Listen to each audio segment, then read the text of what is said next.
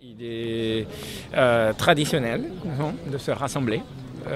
Les militantes, c'est une journée de rassemblement, de mémoire, et évidemment de mobilisation autour de la lutte contre le sida et le VIH. Continuer à se rassembler et c'est exactement pour ça qu'on est là. Une épidémie ne peut pas cacher une autre. Le sida, elle est toujours là. Le sida tue environ 700 000 personnes chaque année dans le monde.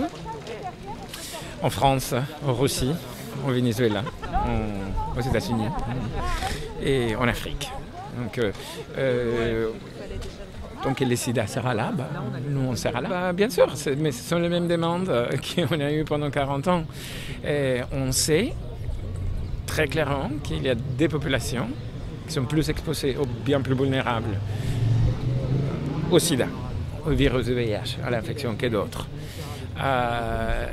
Il faut protéger ces populations, puisque dans ces populations se concentre pas uniquement l'impact le plus fort de l'épidémie, mais bien évidemment, en termes de problèmes de santé publique,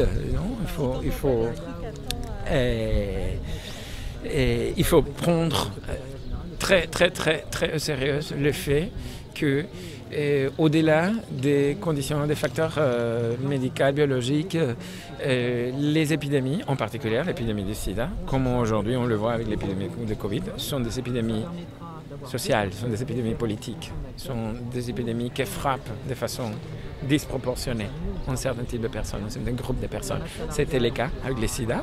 Et les migrants, hommes qui ont des relations sexuelles avec des hommes, des travailleurs et des travailleuses de sexe, définitivement, les personnes trans, les usagers des produits, les injecteurs, enfin, sont des populations qui sont frappées de façon disproportionnée par rapport à d'autres. Et puis, c'est ça ce qu'on demande au gouvernement, de faire de sorte que ces populations ne soient pas uniquement prises en charge médicalement, mais socialement.